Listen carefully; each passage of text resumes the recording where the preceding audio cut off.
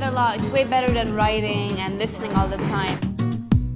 We're trying to keep them in longer so that they'll have a better future for themselves.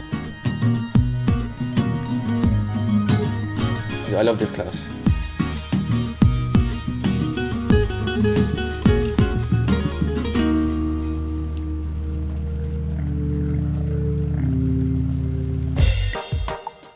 Ennis Community College in the southwest of Ireland caters for students from as many as 28 different nationalities and ethnic groups, and quite a few from disadvantaged backgrounds. In the past 11 years, the school has managed to decrease dropout rates by between 15 to 20% by supporting targeted students in the National School Completion Programme. They realised they had to approach teaching and learning differently in their attempt to have as many of their students as possible to stay on in school.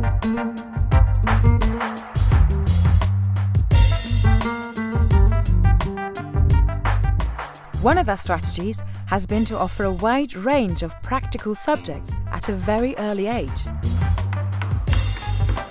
We're going to put a design on the end of that, and that design's up to you. It's your own personal design, whatever you want. Students who are not best suited to academic-focused subjects are given extra time in tutorials and practical subjects instead, and offered less time on the more academic subjects. I like it a lot. It's way better than writing and listening all the time. Like when you're doing woodwork, you do practical stuff, and like when you're finished, like you've achieved something. A lot of these students say if they are struggling with the likes of English, it's a language barrier. And there is no barrier here because it's all visual. Down to the sketches on the board, they're watching me doing a demonstration. I really don't have to be speaking. The school offers 7 practical subjects in junior cycle, which is every subject available in the practical range.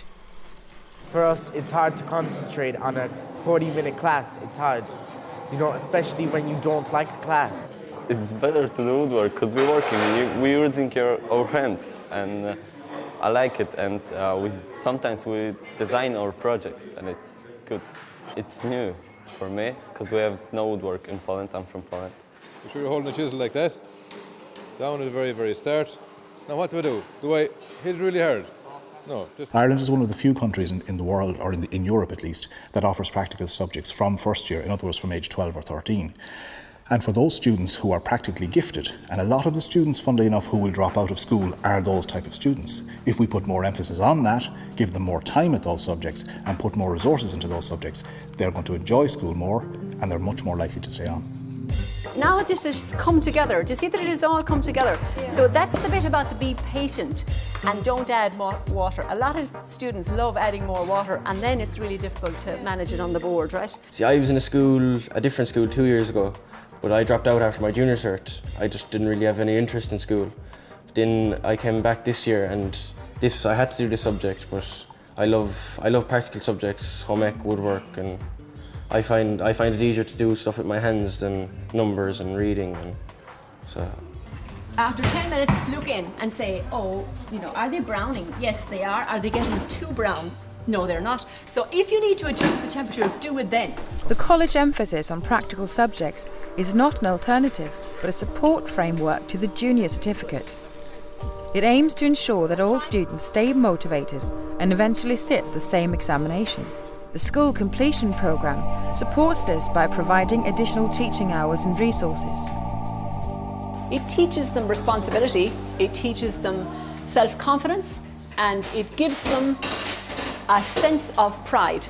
And I personally believe that students all want to be very good if they get enough encouragement to do so, and that's what we do in here. They can go home, for example, from the home economics class that day with a cake. It's an instant result, and this really works very well with the students. And they come back again and again and again because they now have a sense of achievement and a sense of purpose that they otherwise may not have. And this achievement can be transferred into maybe going to be a great poet or a great writer after, considering that if you don't start, you won't succeed. And they learn how to think in a logistical manner to reach a good end product. I think that's what we teach them to do. In their attempt to keep their students motivated, the school has introduced what they call Orbital, an acronym for Outdoor Resources Brought into Teaching and Learning. And what I'm doing is I'm going to inspect that metal structure for corrosion, for cracks, for other defects. So it's quite a lot of work that we do. Every week, the students are brought on educational trips in the local community. What advice would you give to someone deciding what career to choose? It's very important to focus on what it is that you want to do. We don't expect you to know anything about airplanes, but we need to know that you want to do it. The orbital visits are completely curriculum-based, so that every trip is linked directly to the syllabus and makes the local environment a living textbook. We always look forward to our turn to go to the trip. I think it's easier to learn about the world, and it shows you different things that you never heard of before. The whole point of the orbital again is to bring the outside world into the classroom by bringing the classroom to the outside world. And again, it's a way of getting students to come into school and to engage. We do the orbital programme in second year, which is traditionally the year of disengagement, when students stop caring about school. The orbital programme helps them to stay on, and if we can get them over second year into third year, the chances of them staying on into fifth year and sixth year are far increased. I want each of you to highlight what you think is the most important sentence in that. So we're going to read a small bit. The school also offers a different kind of teaching and learning to the students who are targeted as especially at risk of dropping out. These withdrawal classes are much smaller in number of students, and the teachers can focus more on the individual. So the biggest shock for you is what? The biggest? 98 people anyway in one house and sharing on one toilet. On one toilet, okay. The structure of the class is determined by the students' needs as opposed to the syllabus. Some of the students are on reduced timetables. When we're in classes, we struggle, we get confused. We don't know what we're doing. It just goes to our head, we just get a pain in the head. But if we come to Linda or come in here, she helps us then do it. We understand more, and we get higher grades than if we do tests or things. I wanted to drop out of school, even though I'm only 15. I wanted to drop out. It was just too confusing. I couldn't take it. I was just no. So then what they do, the subjects you can do in school, they keep you on and they give you help with Linda to do it. And the subjects you can't do, they reduce the timetable. Basically just help you get on with school more and make you not basically want to go home or drop out of school. When the students come into the school in first year, we test them and we see what their better skills are, what types of skills they're not as good at, for example. And we very quickly get a picture of those students and of their abilities.